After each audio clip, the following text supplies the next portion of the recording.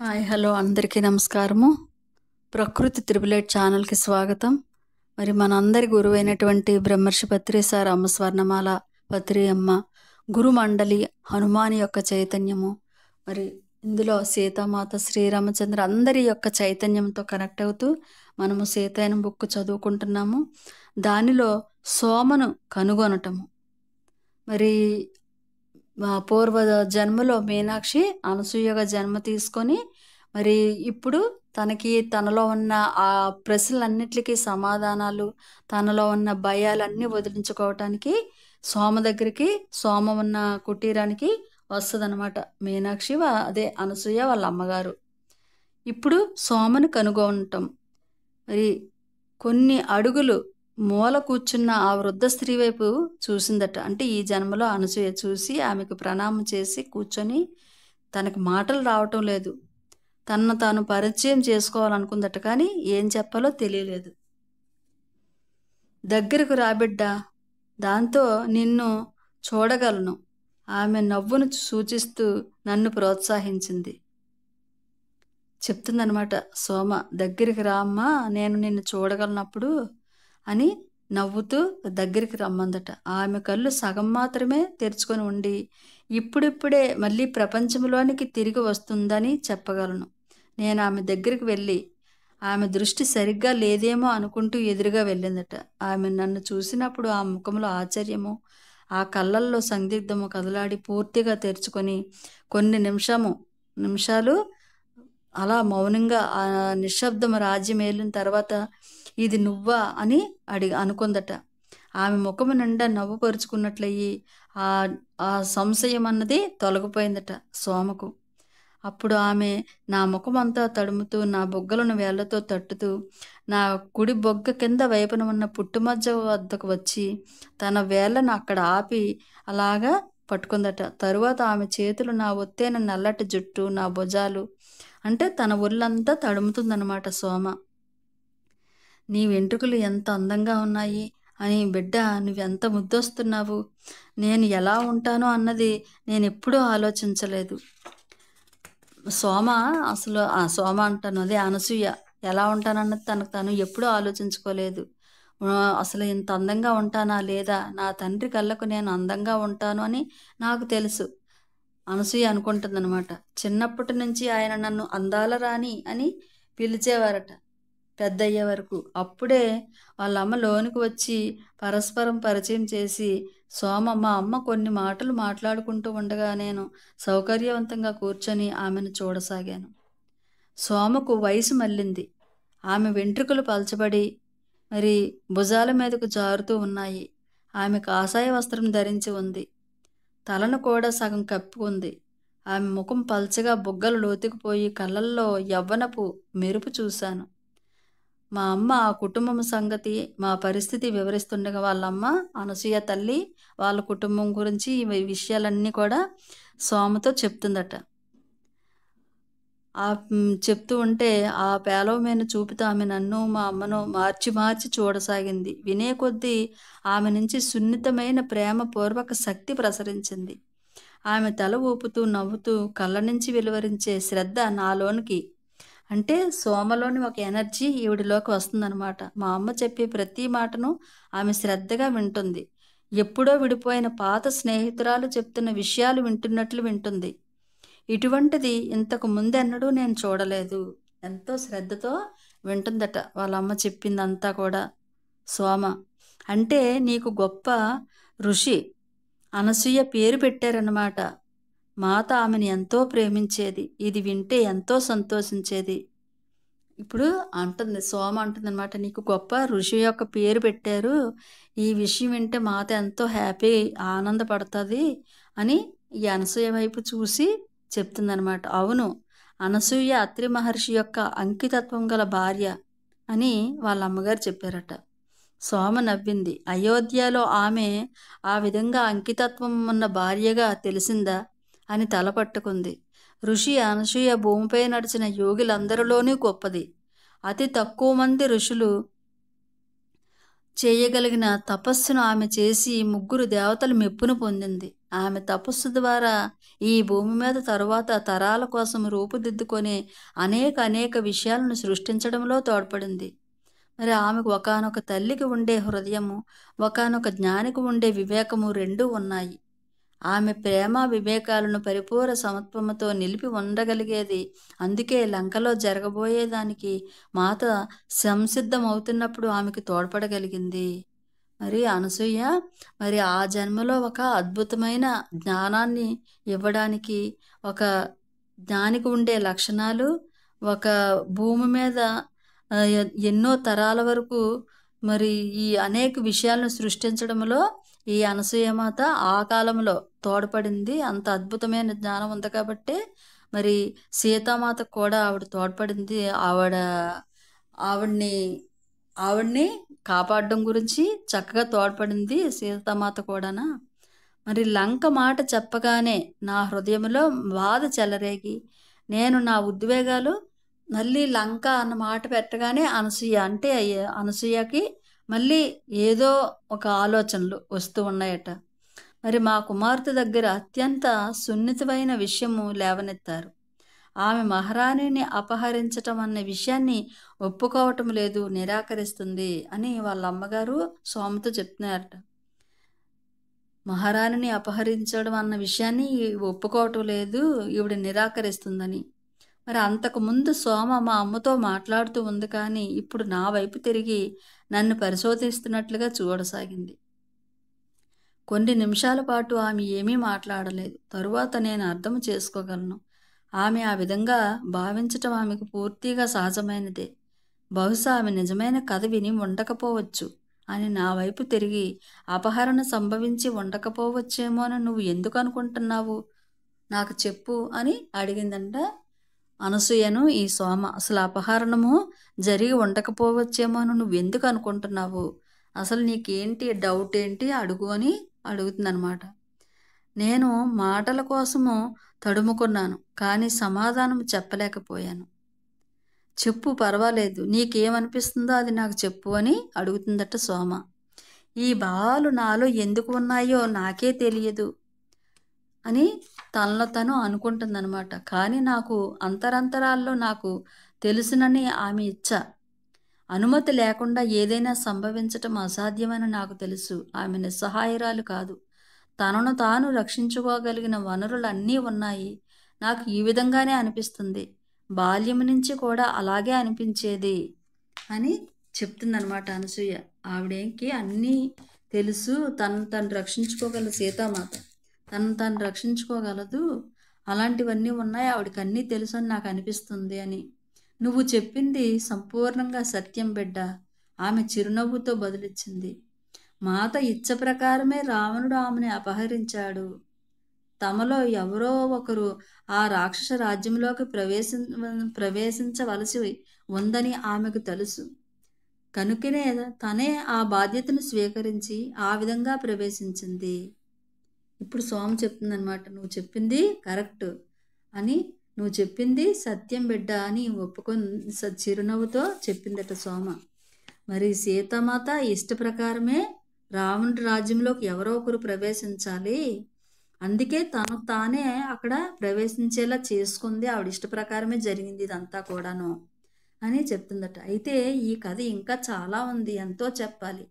కానీ ఈ రోజుల్లో చాలా కొద్ది మంది మాత్రమే అది వినడానికి ఆసక్తి చూపుతున్నారు. ప్రజలకు రాజ్యం యొక్క అభివృద్ధి, సంపదల గురించి వినడము ఇష్టము, కానీ వారికి ఆ ప్రయోజనాలు చేకూరడం కోసము మాత చేసిన త్యాగం గురించి వినడం పట్ల ఆసక్తి ఉండదు. మరి ప్రజలందరికీ ఈ సంపదల గురించి వినడానికి ఇష్టపడతారు, కానీ మరి సీతామాత ఈ ప్రపంచానికి చేసిన త్యాగం గురించి వినడానికి ఎవరికి కూడా ఆసక్తి ఉండటం లేదు అని సోమ చెప్తుంటే, దయచేసి మాకు చెప్పండి, నేను సత్యం తెలుసుకోవాలి అని అడిగిందట అనసూయ. సోమ నవ్వి, ఓర్పు పట్టుబిడ్డ, ముందు నేను నీకు ఏమైనా తినిపించాలి, లేకపోతే మాత సంతోషించదు అని చెప్పిందట సోమ. మీరు ఇబ్బంది పడకండి, మేము ఆశ్రమంలో భోజనం చేసే వచ్చాము అని వాళ్ళ అమ్మగారు చెప్పారట. వారు ఆశ్రమంలో ఏం పెడతారో నాకు తెలుసు అని నవ్వి, కొంత ఆహారం సేద తీర్చే పానీయము, వేసవిలో చల్లదనాన్ని ఇచ్చేది ఇస్తాను. కొంచెం సేపట్లో ఎండ తీవ్రము కాబోతుంది. అప్పుడు అదేమి కష్టము కాదు. నా ద్వారా మాత మీకు ఇది అందిస్తుంది. ఆమెను మీరు తిరస్కరించకూడదు అని చెప్తుందంట సోమ. ఇదంతా కూడా మాత ఇస్తుంది, ఇక్కడ ఇచ్చేది నేను కాదు, మీరు అది తిరస్కరించకూడదు అని చెప్తే అప్పుడు వాళ్ళ అమ్మగారు గబగబా లేచి వద్దు అని చెప్పబోతే, కానీ సోమ ఆమె చెయ్యి పట్టుకుని కుటీరం వెనక ఉన్న వంట చేసే ప్రదేశంలోకి తీసుకువెళ్ళి సోమ మాటలు నా మనసుకు అప్పటికే కొంచెం తేలికపరిచాయట. ఆ కథ వినాలన్న ఆత్రము ఉన్నా ఎదురు చూడటానికి నేనేమీ ఇబ్బంది పడలేదు. మాకేమీ తొందర లేదు. ఆమె కూరగాయలు గింజలతో రుచికరమైన భోజనాన్ని, నేరేడు పళ్ళతో చేసిన పానీయాన్ని చేసి ఆశ్రమంలో మేము తిన్నదానికంటే ఎంతో మధురంగా ఉందట ఆ ఆహారం. ఆహారం తీసుకునేటప్పుడు అడవి గుండా వెళ్తున్న ఒక మునిని చూసి మాతో పాటు భోజనానికి రమ్మని కూడా పిలిచిందట. మరి అందరూ కూడా ఆనందంగా పక్కన కూర్చొని ఆహారం తిని సోమ ఎన్నడూ మాకు పెట్టకుండా ఉండదు అని అతను కూడా అంటే ఎప్పుడు ఆహారం తయారు చేసినా అక్కడ ఉన్న వాళ్ళందరికీ కూడా ఈవిడ ఆహారం చేసి పెడుతూ ఉంటుందన్నమాట. మరి నేను పెట్టకపోతే మాత ఏమంటుంది మీకు తెలుసా? నేను ఆమెకు జవాబు చెప్పాలి అని అంటుందట. నేను పెట్టలేదనుకో మాత ఏమంటుంది, నన్ను దెబ్బలాడుతుంది. మరి మళ్ళీ మీకు ఎందుకు పెట్టలేదో నేను ఆవిడకి సమాధానం చెప్పాలి. మరి మేము మునులము తరచూ ఆ లబ్ధి పొందుతాము. అప్పుడప్పుడు మేము ఆశ్రమాల్లో భిక్షకు వెళతాము, కానీ ఎవ్వరూ సోమవలే తినిపించరు. ఒక కన్న తల్లిలాగా సోమ అక్కడున్న ఋషులందరినీ మునులందరినీ చూస్తుందన్నమాట. అది మాత ఆదేశము. ఆమె తరచూ చెప్పేది, వచ్చిన వాళ్ళందరికీ భోజనం పెట్టండి, మిగిలిపోయిన వాటితో కాదు, ఉన్నంతలో మంచి వాటితో. చూడండి, వచ్చిన వాళ్ళందరికీ కూడా ఆహారం పెట్టండి, అక్కడ మిగిలిపోయిన వాటితో కాదు, ఉన్నంతలో మంచి వాటితో పెట్టండి అని చెప్తూ ఉంటుందట మాత. మరి మిథులలో ఆ విధంగా ఉండేదా అని అడిగిందట అనసూయ. ఆమె అవునని తల ఊపి జనక మహారాజు, సునైనా మాత దాన్ని ప్రారంభించారు. వారి పరివార పరిచారకులు వంటసాల ఎప్పుడూ ఋషులు మునులు యాత్రికుల కోసము సిద్ధంగా ఉండేవి. మాత ఆ ఆచారాన్ని అయోధ్యకు తెచ్చింది. ఆమె జ్ఞాపకం చేసుకున్నట్లుగా నవ్వి, మిథులలో కొన్నిసార్లు చాలామంది వచ్చేవారు. అంతా అయిపోయేది. మాకు వంటశాలలో పనిచేసిన వారికి ఏం చెయ్యాలో తోచేది కాదు. సోమ చెప్తుందనమాట. సరిగ్గా అప్పుడే ఒక రైతు పదార్థాలతో మా దగ్గరకు వచ్చేవాడు. సరిగ్గా ఆ సమయానికి అవసరమైన దానికంటే ఎక్కువే వచ్చేవి. ఇవ్వటం అనేది ఒక వరము, అందరూ ప్రయోజనం పొందే విధానం ఇది అనేవారు. జనక మహారాజు భూమి మీద తన చివరి రోజు వరకు మాత దీనిని కొనసాగించింది. ఆమె నా కోసం వచ్చే వరకు నేను కొనసాగిస్తాను అందట. మరి ఆ రోజు త్వరలో రాకూడదని నేను ఆశిస్తున్నాను. భోజనం అంతా చెప్తుందనమాట. సీతామాత అప్పుడు మిథులలో ఉండేటప్పుడు రాజుగారు వాళ్ళ తండ్రి ఆ మునులు వాళ్ళు ఎంతమంది వచ్చినా ఎప్పుడు కూడా లేదు అనుకుంటా అలా అందరికీ కూడా ఆ అన్నదానాలేంటి అన్నీ చూసుకునేవారు అని.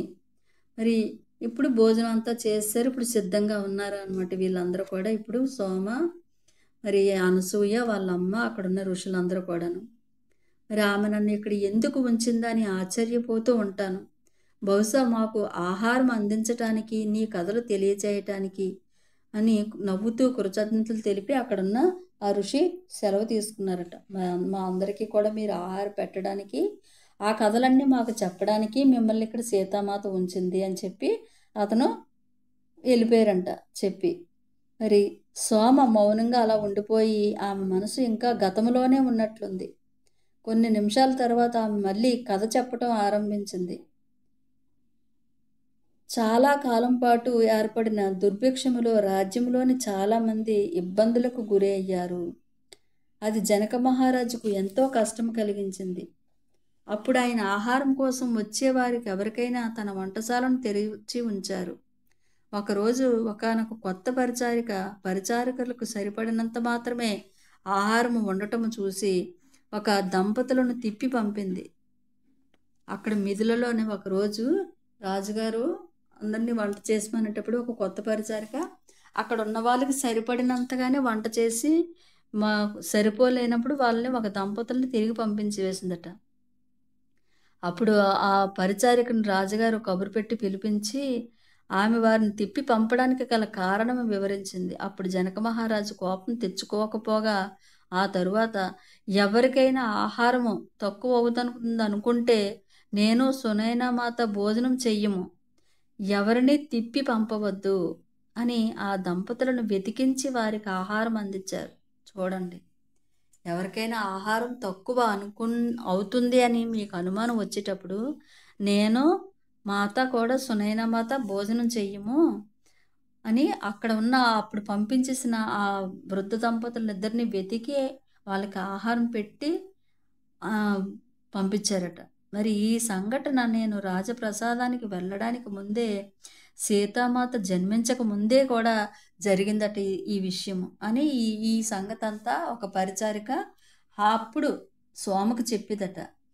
ఇప్పుడు సోమ ఆ విషయం వీళ్ళకి చెప్తుందనమాట. ఇప్పటికీ కూడా నేను ఆ విషయాన్ని మర్చిపోలేదు. మరి ఆహారాన్ని దాచుకోవటం అనేది ప్రకృతి విరుద్ధమని మాత ఒకసారి చెప్పింది. ప్రకృతి ప్రతి ఒక్కరికి కూడా సరిపడనంత ఆహారాన్ని సమకూరుస్తుంది. అయితే ఎవ్వరూ తమకు అవసరమైన దానికంటే ఎక్కువ తీసుకోకూడదు. అత్యాశయే కొరతకు కారణము. అత్యాశ వల్లనే కరువు వస్తుందనేది నిస్సందేహము. అత్యాశ దక్షిణాన లంక నుంచి వచ్చేది. చివరి మాటలు చెప్తుండగా సోమ ముఖము బిగుసుకుపోయింది. ఇదంతా ఇక్కడ తల్లి పిల్లకి చెప్తుందన్నమాట ఈ కథ అంతా కూడాను.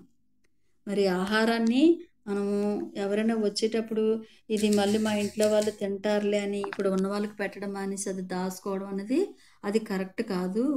మనకి ఎంత అవసరం ఉందో అంతే మనం తీసుకోవాలి. మరి అది దాచుకుంటే కనుక మనకి కరువు కాటకాలన్నీ వస్తూ ఉంటాయి.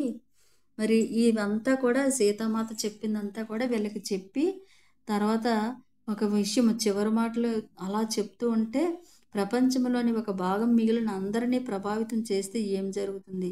ఇది తెలిసిన సత్యమే. రావణుడు ప్రతి ఒక్కరి నుంచి వనరులను లాక్కున్నాడు. సోమ అలా బిగిసిపోయిందని చెప్తుందన్నమాట. రావణుడు ప్రతి ఒక్కరి దగ్గర నుంచి ఆ మొత్తం రాజ్యంలో ఉన్న వనరులన్నీ లాక్కున్నాడు అని చెప్పి ఊరుకొని మిధులను వదలటం చాలా కష్టమై ఉంటుంది అన్నాను నేను నిదానంగా. సోమ నా వైపు చూసి ఆశ్చర్యంగా అడిగింది, మనము మిధులను ఎలా వదిలిపెడతాము? అది మనలో లోతుగా పాతుకుపోయింది మాత. మనము ఎప్పుడూ మిధులను వదలలేదు అని చెప్పేది. మనం ఎక్కడికి వెళ్ళినా మిథుల మనతో వచ్చేది. అయితే ప్రతి ఒక్కరికి తండ్రి వంటి వాడైన జనక మహారాజును భౌతికంగా వదిలి రావటము కష్టము అని నేను ఒప్పుకోక తప్పదు అంటూ నవ్వింది. మరి ఇక్కడ పిల్లలు నలుగురు, వీళ్ళ నలుగురు, సీతామాత అందరూ కూడా జనక మహారాజును మరి వదిలేసి అయోధ్యకు వచ్చేసారు కదా. మరి ఇంకా విషయాలన్నీ నాకు ఇంకా గుర్తుంది. ఆ చివరి క్షణము నాకు ఇంకా గుర్తుంది. ఆయన సీతతో వెళ్తున్న పరిచారికులము మా నలుగురిని తన చేతుల్లో దగ్గరికి తీసుకుని మీరు కూడా నా కుమార్తెలే అన్నారు. అయితే ఆయన మాతకు చివరి వీడ్కోలు చెప్పేటప్పుడు వారిద్దరి మధ్య ఏదో సంభవించింది. అది నాకు ఇప్పటికీ అర్థం కాలేదు. నేను అనుకోవటము వారి అనుబంధం ఇక నుంచి అంతర్తలాలలో సంభవిస్తుందని చెప్పుకొని ఉంటారు. ఎందుకంటే తరచూ మాత ఆయన నుంచి సందేశాలు అందుకునేది. అయోధ్యను వదిలి వెళ్ళబోయే ముందు రాత్రి ఆయన వచ్చి ఆమెను ఆశీర్వదించారు. అలాగే అపహరణకు ముందు కూడా జరిగింది.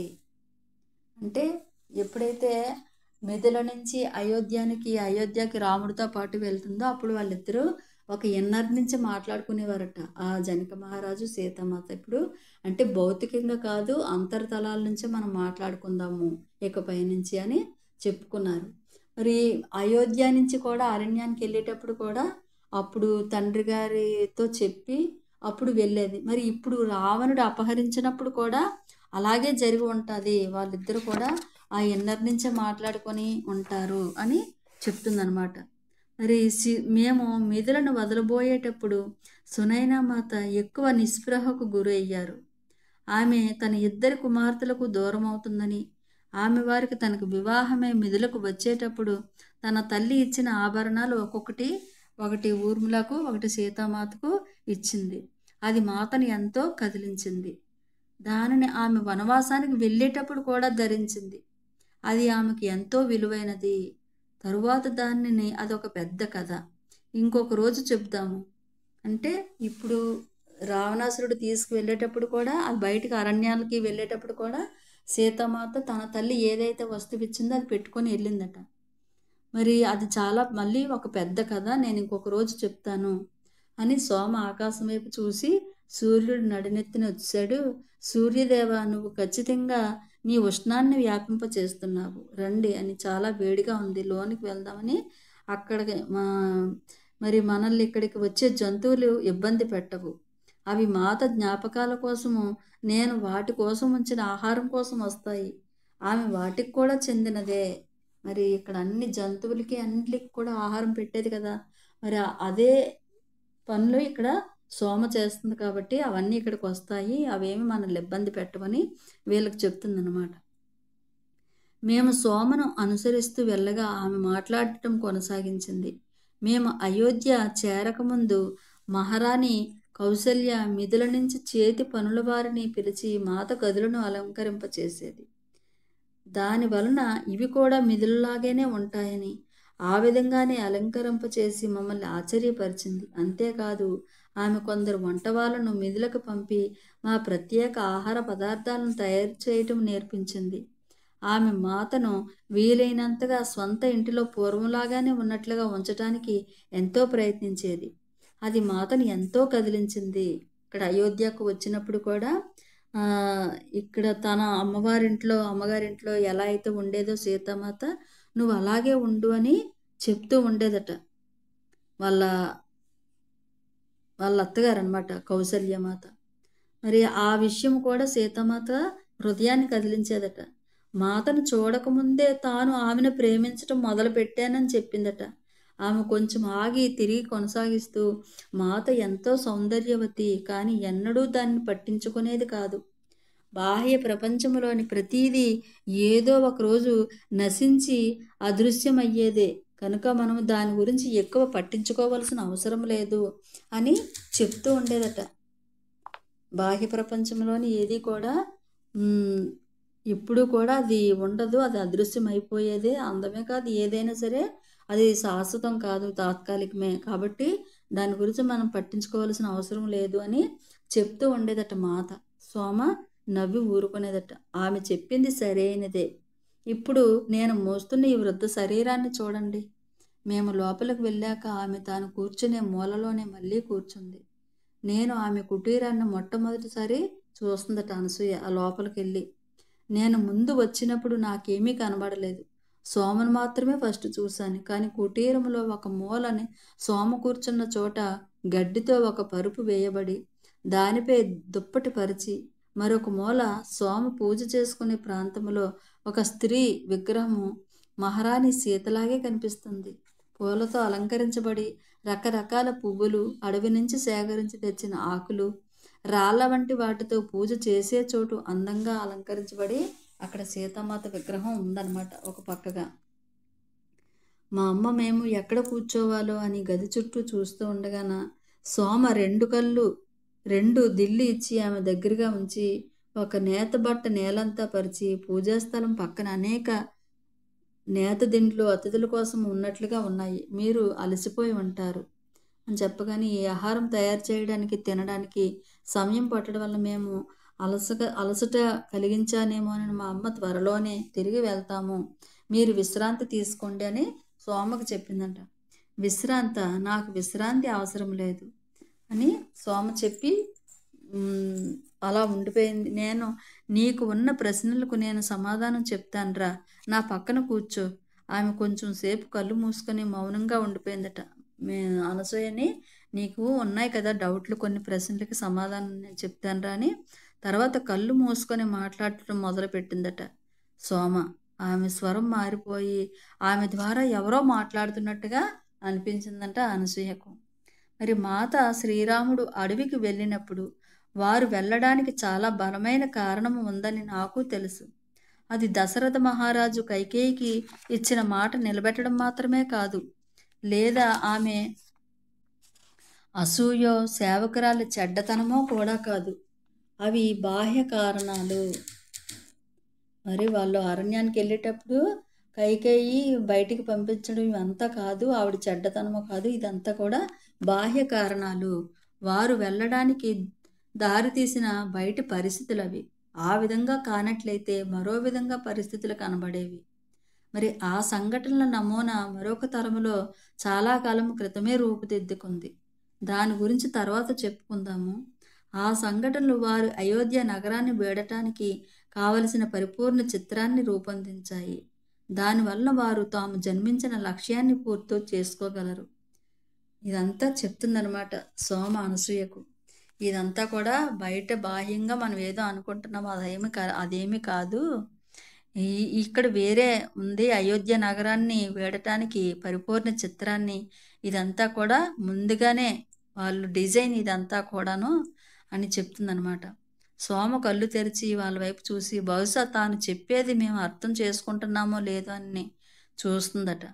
మరింత వినడం కోసం వీళ్ళిద్దరూ చాలా శ్రద్ధగా వింటున్నారు, తల్లి పిల్ల కూడా. మాత కొన్ని సూచనలు వదిలి వెళ్ళింది కనుక అది నిజమేనని ఇప్పుడు నాకు తెలుసు. ఆమె వెళ్ళడానికి ముందు ఒక పవిత్ర జ్వాలను వెలిగించి మిదుల నుంచి వచ్చిన మా పరిచారకులు నలుగురిని తాను తిరిగి వచ్చే వరకు అది వెలిగేటట్లు చూడమని చెప్పింది. అది తనలోని ఒక భాగాన్ని ఎక్కడే నిలిపి ఉంచి రాజ్యం మీద ఒక రక్షణ కవచాన్ని వేస్తుందని కూడా సీతామాత అప్పుడు చెప్పింది కదా వీళ్ళ నలుగురికి. అది ఇప్పుడు చెప్పుకుంటున్నారనమాట. కాలం గడిచే కొద్దీ ఆ జ్వాల అంతకంటే మించింది అని నేను కనుక్కున్నాను. అప్పుడప్పుడు నేను ఆ జ్వాల ముందు కూర్చొని కళ్ళు మూసుకుంటే మాత మరి శ్రీరాముల ప్రయాణ చిత్రాలను చూసి వారి సంభాషణ వినగలిగేదాన్ని. సోమ చెప్తుందనమాట వీళ్ళకి. మరి కళ్ళు మూసుకొని ఆ జ్వాల ముందు కూర్చుంటే అక్కడ ఒక చిత్రంలాగా కనిపించి వారి సంభాషణ కూడా వినగలిగేదట సోమ. మాత నేను తనను చేరగల ఒక మార్గాన్ని నా కోసం తెరిచి ఉంచింది. అది లంకకు వెళ్ళే వరకు ఎన్నడూ మూసుకుపోలేదు అని చెప్తుంది సోమ. మరి సోమ ఆగి మళ్ళీ చెప్పింది, నేను దీని గురించి ఎప్పుడూ ఎవరికీ చెప్పలేదు. ఎవరికైనా ఏదైనా ప్రత్యేక సందేశం ఉన్నప్పుడు తప్ప నేను చూసినవి కానీ విన్నవి కానీ ఎవరికీ చెప్పలేదు. కొన్నిసార్లు అవి నేను కలలో చూసినట్లు చెప్పేదాన్ని. మాత అయోధ్యకు సందేశాలు అందించటం కోసము అంతా బాగానే ఉందన్న మాట వినటం కోసము ఎదురు చూస్తుందని నేను గ్రహించాను. జనక మహారాజుతో ఆమె బంధము ఎప్పుడూ తెగిపోనట్లే ఆమెతో బంధము కొనసాగకముందే నేను జీవించలేనని ఆమెకు తెలుసు. ఇదంతా కూడా చెప్తుందనమాట. మాత అయోధ్యకు సందేశాలు అందించటం కోసం అంతా బాగానే ఉంది అని మెసేజ్ కోసం ఎదురు చూస్తుందని కూడా నేను గ్రహించాను, కానీ అదేమీ కాదు. ఆ విధంగా నేను ఋషి అనసూయ యొక్క గొప్ప తపస్సు గురించి తెలుసుకున్నాను. ఒకరోజు రాత్రి నేను ఆ జ్వాల ముందు కూర్చొని ఉండగా శ్రీరాముడు, మాత, అత్రి అనసూయ ఋషుల ఆశ్రమాన్ని సందర్శించగా వారి సంభాషణలోని కొంత భాగము ఈవిడ వింటుందట కళ్ళు మూసుకొని. అక్కడ వాళ్ళ అరణ్యంలోని వాళ్ళు వింటున్న మాట్లాడుకున్న మాటలన్నీ కూడా. అత్రి మహాముని తన భార్య స్త్రీలకు ఆదర్శంగా ఉండాలని, దానివల్ల వారు ఆధ్యాత్మిక సాధనలు చేసి భూమి భవిష్యత్తును రూపొందించడంలో తమ వంతు కర్తవ్యాన్ని సహాయము చెయ్యగలరని తాను ఆశిస్తున్నానని చెప్పారట అత్రి మహాముని. ఈ మాటలు నాకు వినబడ్డాయి. భూమి మీదకు మందాకిని నదిని తీసుకువచ్చింది ఆమెయే. దానివల్ల అక్కడ నివసించే వారికి నిరంతరము నీటి సదుపాయంతో పాటు నదీ దేవత ఆశీస్సులు కూడా ఉంటాయి. మరి అటువంటివి మరెన్నో చేసింది, కానీ ఎవరికీ తెలియదు. ఆమె తన ఆధ్యాత్మిక విజయాల పట్ల ఎంతో నమ్రతతో ఉండేది. మరి ఆ అత్రి మహాముని అనసూయ కూడా ఈ ప్రజలకి, ఈ ప్రపంచానికి మరి సహాయం చేయటానికి అది కూడా అలా జరిగింది. మరి శ్రీరాముడు, మాత, అత్రి అనసూయ ఋషులను సందర్శించటానికి చిత్రకూటకు వెళ్తున్నప్పుడు దారిలో ఒక తపస్వి వారికి ఒక పెద్ద అద్భుతమైన గుహను చూపించాడట. రామ, మీరు ఇక్కడ విశ్రాంతి తీసుకోవచ్చు. ఈ గుహలో మీరు సురక్షితంగా ఉంటారు అని చెప్పాడట. ఆ గుహ వాళ్ళ అవసరాలన్నిటికీ తగ్గట్టుగా ఉంది. ఒకే ఒక లోటు, నీరు లేకపోవటం తప్ప. ఒకరోజు మాత దప్పికొనగా శ్రీరాముడు నీరు తేవటానికి బయలుదేరుతుండగా వారికి నీటి ప్రవాహ శబ్దం వినిపించిందట. అరణ్యానికి వెళ్ళారు కదా, అక్కడ ఆ ఋషి మీరు ఇక్కడ ఉండొచ్చు, అంతా బాగుంటుంది, మీరు ఉండడానికి కావలసిందంతా అక్కడ ఏర్పాటు ఉన్నాయి, ఒక నీళ్ళు తప్ప అన్నీ ఉన్నాయంటే అప్పుడు సీతామాతకి దాహం వేస్తే నీరు తేవడానికి వెళ్ళారట. అక్కడ నీటి ప్రవాహ శబ్దం వినబడితే ఆ దిశగా వెళ్ళారట. మరి రాముడు సీత, ప్రకృతి నీ ప్రతి కోరికను ఏ విధంగా తీరుస్తుందో చూడు, నీ దాహాన్ని తీర్చడానికి వచ్చిన నీటి ఊట చూడు. ఆ నీటిని ఊట ఒక పెద్ద కొలనులాగా మారి ఆ నీటి నుంచి ఒక దేవత ప్రత్యక్షమైంది. నేను గోదావరి నదిని అని ఆ దేవత చెప్పిందట. నేను మీ ఆశీర్వాదాల కోసం వచ్చాను ప్రభు, మాత. అప్పుడు వారు ఆమెను ఆశీర్వదించారు. చూసారా, అక్కడ గోదావరి మాత వీళ్ళ దగ్గరకు వచ్చి నేను మీ మీ ఆశీర్వాదం కోసం నేను వచ్చాను అని శ్రీరాముడిని మాతని ఆవిడ కోరుకోగానే ఆ ఇద్దరు కూడా నదీ తల్లిని ఆశీర్వదించారట. నువ్వు ఎప్పటికీ నిండుగా సమృద్ధిగా ఉందువుగాక అని ఆశీర్వదించారు. నువ్వు నీ చుట్టూ ఉన్న జీవాన్నంతా పోషించుదువుగాక అని సీతామాత కూడా ఆశీర్వదించిందట. మరి గోదావరి వారికి నమస్కరించి, తదాస్తు, నేను ఇప్పుడు దక్షిణం వైపుగా వెళ్తాను, తరువాత నేను మిమ్మల్ని అక్కడ కలుసుకుంటాను. ఈ కొలను నేను ఇక్కడ వదిలి వెళతాను. అది మీ దాహము తీరడానికి, మీరు స్నానము చేయడానికి పనికి వస్తుంది. ఆ మాటలతో ఆమె తిరిగి నీటిలోకి అదృశ్యమైపోయిందట గోదావరి తల్లి. మరి జ్వాల పక్కన కూర్చొని ఈ సంభాషణ విన్న నేను వారి వలన వనవాసానికి ఉన్న ప్రగాఢ లక్ష్యాన్ని నేను అర్థము చేసుకోవాలని మాత కోరుకుందని గుర్తించిందట. ఇదంతా కూడా ఆ జ్వాల దగ్గర కళ్ళు మూసుకొని సోమ చూస్తుంది. అక్కడ అరణ్యంలో వాళ్ళు ఏటైతే మాట్లాడుకుంటున్నారు, ఏం చేస్తున్నారు అంతా ఈవిడికి కళ్ళకి కట్టినట్లుగా కనబడుతుంది, వింటుంది. అసలు మాత ఏం కోరుకుంటుందంటే ఒక ప్రగాఢ లక్ష్యముతో వీళ్ళు ఇక్కడికి వచ్చారు అని నేను తెలుసుకోవాలని మాత కోరుకుంటుంది అన్న విషయాన్ని ఇక్కడ సోమ గ్రహించిందట. మరి ఆమె వెళ్ళటానికి ముందు ప్రాచీన కాలములో దేవీ దేవుళ్ళు ఇచ్చిన ప్రబోధాలను రక్షించటానికి మరి ఋషులు తోడ్పడుతున్నారని, అది రాబోయే యుగాలలో సమాజానికి ఒక మార్గదర్శకం వహించే మాత బోధనలకు పునాది ఏర్పడుతుందని చెప్పిందట. మాత ద్వారా మెసేజ్ సోమకు అందిందనమాట. మరి శ్రీరామునికి ఆశ్రమంలో తన గురువు విశ్వామిత్రుని వద్ద ఉన్నప్పటి నుంచి ఈ పునాదిని రక్షించడంలో సహాయం చేయడానికి పిలువబడతాడని కూడా తెలుసు. ఆయన మొదటిసారి సీతను చూసినప్పుడే ఈ కార్యాన్ని పూర్తి చేయడంలో తనకు తోడ్పడేది ఆమె అని, ఎప్పుడైతే సీతామాతను ఫస్ట్ అక్కడ చూస్తాడో అప్పుడే అతను అనుకున్నాడట, నాకు ఈ ఈ మార్గదర్శకత్వంలో యుగాల సమాజానికి తోడ్పడటానికి మార్గదర్శకత్వం వహించేది ఈవిడే అని చూసినప్పుడే అనుకున్నాడట రాముడు కూడా. మరి ఆమె మాత్రమే తన ముందున్న కష్టాలకు పరీక్షలకు తట్టుకొని నిలబడగలదు. ఒక యువరాణి మరి అడవిలోకి వచ్చి తట్టుకోగలదు అంటే మరి దానికి ఎంత జ్ఞానం ఉండాలి. ఈవిడికే ఆ జ్ఞానం ఉంది, ఆ శక్తి ఉంది అని గుర్తించాడట శ్రీరామచంద్ర ప్రభు. మరి ఆమె మాత్రమే అని తెలుసు. మరి వారి విజయము సర్వ ఉత్కృష్టమైన ప్రాధాన్యము కలది. కానీ వారు అడవిలో ప్రయాణిస్తూ ఆశ్రమాలను సందర్శించే కొద్దీ రాక్షసులు గొప్ప అడ్డంకులు సృష్టిస్తున్నారని తెలుసుకున్నారు. మరి రాక్షసుల సహజాతాలు మచ్చిక చేయబడినవి. వారు మాంసభక్షకులు. రాత్రిపూట్ల దాడి చేసి ఆశ్రమాలను నాశనం చేస్తారు. మరి తమ లక్ష్యం నెరవేరడానికి కీకారణ్యంలో ప్రయాణించవలసి వస్తుందని రాముడికి ముందే తెలుసు. మాతకు అడవిలోని ఆహారం గురించి, ఔషధాల గురించి ఉన్న జ్ఞానము ఆ ముగ్గురికి తంపే విధించబడిన వనవాసం పూర్తి చేయడానికి తోడ్పడింది. మరి సీత, రాముడు, లక్ష్మణుడికి వాళ్ళకున్న జ్ఞానము ఈ అడవిలో వనవాసం చేయడానికి ఎంతో సహాయపడిందట. మరి ఆమె మాట్లాడేటప్పుడు సోమ కళ్ళు మూసుకున్నాయి. కానీ ఇప్పుడు ఆమె కళ్ళు తెరిచి మా వైపు తాను చెబుతున్నది మేము అర్థం చేసుకుంటున్నామా లేదా అన్నట్లు చూసిందట. ఇదంతా కూడా సోమ ఈ తల్లికి పిల్లకి చెప్తుందనమాట. మరి నేను చెప్పేది వీళ్ళు జాగ్రత్తగా వింటున్నారా, అర్థమవుతుందా లేదని వీళ్ళిద్దరి వైపు చూస్తుందట సోమ. కానీ నేను ఏమీ అనలేదు. ఆమె చెప్పేది నేను ఎంత మాత్రమో జీర్ణం చేసుకోలేకపోయాను. చిన్నప్పటి నుంచి నేను విన్న వాటన్నిటికీ అది ఎంతో విరుద్ధంగా ఉంది. నేను ఎంతో సాధారణమైన కథ, అసూయ మాట నిలుపుకోలేకపోతున్నాను. దాని గురించి విన్నాను. మరి ప్రగాఢ లోతుల గురించి నాకేమీ తెలియదు అని అనుకుంటుందన్నమాట అనసూయ. అక్కడ ఎండ చాలా ఎక్కువగా ఉంది. ఎన్నో జంతువులు, పక్షులు ఆ చెట్ల కిందకి వచ్చి చేరాయి. కానీ ఇవేమీ కూడా సోమ కథకి అడ్డు రాలేదనమాట. మరి అక్కడ ఉన్న ఆ సంస్కృతి విస్తరించాలని అప్పటికే నిర్ణయించబడింది. కానీ మార్గం ఎవరు ఏర్పరుస్తారు? మరి దానికి కేవలము రాక్షసులు నివసిస్తున్న అరణ్యాలను తీసివేయడమే కాక, ఆ క్రూర మానవ భక్షకులను నిర్జించి అటవీకులకు వ్యవసాయం నేర్పించాలి. అడవుల్లో నుంచి వస్తున్న ఆహారం తగ్గిపోవడంతో జీవితము కొనసాగించటానికి వ్యవసాయము మరి రాజ్యంలో అందరికీ కూడా వ్యవసాయం నేర్పించాలి.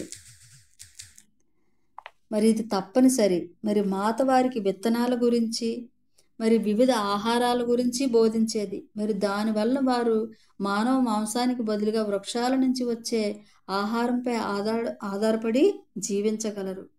ఆమె వారికి ప్రకృతి సందేశాలను, గాలుల దిశలను, పక్షులు ఎగిరే సమయాన్ని చదవటంతో పాటు ఇంకా అనేక విషయాలని బోధించేదట సీతామాత. మరి శ్రీరాముడు కూడా వారి సమూహాలతో కొంత ప్రాథమిక పరిపాలన తీసుకురావడానికి ప్రయత్నిస్తుండగా ఆమె భూమాత పట్ల కృతజ్ఞత వ్యక్తీకరించడం బోధించేది. తాను మిథులలో పొందిన జ్ఞానాన్ని వారికి అందించింది. ప్రతి యుద్ధము తరువాత ప్రతి సమూహము తమ నాయకులకు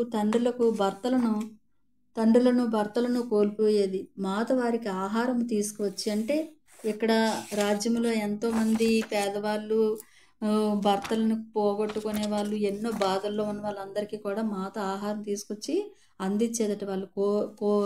వాళ్ళు కొద్దిగా నయం అయ్యే వరకు కూడా. మరి దానివల్ల అనేక సమూహాల పద్ధతులు కూడా వాళ్ళు మార్చుకున్నారట. ఈ విధంగా అనేక సార్లు జరిగింది. మరి దక్షిణాది పదం వైపు వెళ్ళే కొద్దీ ఇంకా కష్టాలు పెరిగాయి, యుద్ధాలు తీవ్రతరం అయ్యాయి, మరి ఆందోళన పడసాగింది. సోమ మాట్లాడేటప్పుడు దూరంగా చూస్తూ ఉంది. కానీ ఇప్పుడు ఆమె మళ్ళీ కళ్ళు మూసుకొని మౌనంగా చెప్పడం మొదలుపెట్టిందట. వారి వివాహము తరువాత సీతారాముల మధ్య ప్రేమ మొగ్గలా వికసించింది. వారు ఉన్న పరిసరాలకి ఒక ప్రత్యేక సౌందర్యం ఉండి, వారి సమక్షంలో ఉన్న ప్రతి ఒక్కరూ వారి మధ్య ఉన్న ప్రగాఢ అన్యోన్యతను అనుభూతి చెందగలిగేవారు.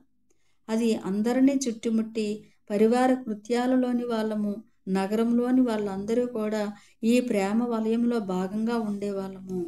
అంటే వాళ్ళ యొక్క చైతన్యము అందరూ కూడా ఎంతో ప్రేమతత్వంతో ఉండేవారట. సీతారాములు ఎక్కడుంటే అక్కడ ఆనందంగా ఉండేవారు. మరి అది ఎంతో వ్యక్తిగతంగా మాలో ప్రతి ఒక్కరము ఒక ప్రత్యేక ప్రేమ సహచరుని కలిగినట్లుగా ఉండేది. మరి ఎంతో ఉల్లాసకాలము. అందుకే చిట్ట చివరకు కౌసల్య మహారాణి కూడా సీతను రాముని నుంచి విడదీయకూడదని, రామునితో సీత కూడా వనవాసం చేయడానికి ఒప్పుకుంది. మరి వారికి మాత యొక్క నిజమైన లక్ష్యము కానీ, ఆమె సామర్థ్యాలు కానీ తెలియవు. కానీ సీతారాములు ఒకరినొకరు సంపూర్ణము కావించుకోవటం మాత్రం వారికి తెలుసు. వారు అరణ్యాల గుండా ప్రయాణించేటప్పుడు వారి ప్రేమ ప్రగాఢమై నూతన ఐక్యతా స్థాయిలను చేరటము ఈవిడ చూసేదట. కైకేయి మాత అంత ప్రేమతత్వంతో ఉన్నారు వీళ్ళు అని. మరి మిథులలో మాత నేర్పించిన పంచుకోవటము అనే నియమము ఆమె ప్రకృతిలో ఒక భాగము. ఆమె వేరే విధంగా చేయలేదు. అందుకే ఆమె అవసరం ఉన్నవారందరికీ ఆహారం అందించేది. ఆమె దగ్గర కొంచెమే ఉన్నప్పటికీ అందరికీ పెట్టేది. కొన్నిసార్లు చాలినంత లేకపోతే తాను తినకుండా ఉండేది. ఒకానొక రోజు శ్రీరాముడు అది గుర్తించి ఆమె ఆహారం ఎందుకు తీసుకోలేదని కూడా సీతామాతను అడిగేవారట. అప్పుడు ఆవిడ ఏమి మాట్లాడకుండా అతను తన ఆహారాన్ని తీసుకోమని, అంటే తన దగ్గర ఉన్న ఆహారాన్ని మాతకు పెట్టి తినమని చెప్పేవారట. మరి మీరు తింటే నా కడుపు నిండుతుందని చెప్పేదట సీతామాత. మరి నా విషయం అంతే, నువ్వు తింటే నా కడుపు నిండినట్లే సీత అని రాముడు కూడా చెప్పేవారట. మరి ఇదే విధంగా ఎన్నోసార్లు జరిగింది. మరి ఆమె యుద్ధము వస్తే అతనికి తగినంత బలం అవసరమని చెప్పేది. మరి అతను ఆమె తినకపోతే తనకు శక్తి ఉండదని అతను అనేవాడు. మరి అతని శక్తి అంతా ఆమెనని చెప్పేవాడు. ఆమె అతని వైపు చూస్తూ ఉండిపోయింది, ఏం చెప్పాలో తెలియక. అంత ప్రేమ అంటే ఇక్కడ ఒక్కటే, ఇంకా నేను వేరు నువ్వు వేరు కాదు, అంత అన్యోన్యంగా అంత ప్రేమతత్వంతో నువ్వు తింటే నాకు నిండిపోయినట్లే అంత ప్రేమగా ఉండేవారట. మరి లక్ష్మణుడు ఇదంతా కూడా చూస్తూ మధ్యలో కల్పించుకొని, ఆమె తినేంత వరకు రాముడు తినడని, తనకు ఆకలిగా లేదని, కనుక మీరు తినమని సీతను బ్రతిమాలేవారంట లక్ష్మణుడు. ఆమె కూడా అదే కారణం చెప్పి వద్దనేది.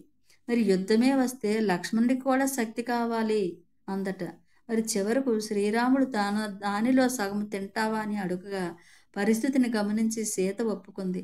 అప్పుడు లక్ష్మణుడు తన వంతు భోజనం కూడా తీసుకోమని పదే పదే చెప్పగా ఆమె నవ్వి వాళ్ళు తన కోసం పంచినదంతా తాను తినలేనని చెప్పి వాళ్ళ ముగ్గురి మధ్య ఆ విధమైన ప్రేమ ఉండేది. ఈ విధమైన సందర్భాలు ఎన్నో ఉన్నాయి. అనేక సార్లు ఇటువంటి సందర్భాలన్నీ కూడా ఆ అడవిలోని అంత ప్రేమతో ఉండేవారట రాముడు, సీత, లక్ష్మణుడు కూడా. ఇటువంటి విషయాలన్నీ కూడా. అప్పుడు మరి శ్రీరాముని శరీరానికి చిన్న గాయమైన ఆవిడ ఎంతో సీతామాత బాధపడేదట. మరి అతను కూడా అంతే. ప్రయాణం మధ్యలో మాత అనేక సార్లు అనారోగ్యానికి గురయ్యేదట. మొదటిసారి ఆమె దానిని దాచి ఉంచాలని ప్రయత్నించేది. కానీ శ్రీరాముడి నుంచి ఏదైనా దాయటం అసాధ్యము. ఆయన ఆమెను పనులన్నీ కట్టుపెట్టి పడుకొని ఉండమని ఆదేశించేవారు. మాత ఆయనకి ఏ ఔషధ మొక్కలు తేవాలో, మందును ఎలా తయారు చేయాలో చెప్పింది. ఆయన రాత్రి పగలు ఆమె పక్కనే మందు వేస్తూ ఒళ్ళు తుడుస్తూ కూర్చొని ఉన్నారు. ఆయనకు కూడా ఒళ్ళు నొప్పులు వచ్చి అనారోగ్యానికి గురైన ఆమెతో చెప్పలేదు ఒకరోజు. మరి ఒకానొక సందర్భంలో ఆయనకు ఒక గ్రామంలో ఒక అవసరము వచ్చింది. కానీ ఆమె అనారోగ్యంగా ఉండటంతో వదిలి వెళ్ళలేకపోయారట శ్రీరామచంద్ర ప్రభు. సీతామాతకి కొద్దిగా నీరసంగా ఉందని. Okay, thank you so much masters. Thank you.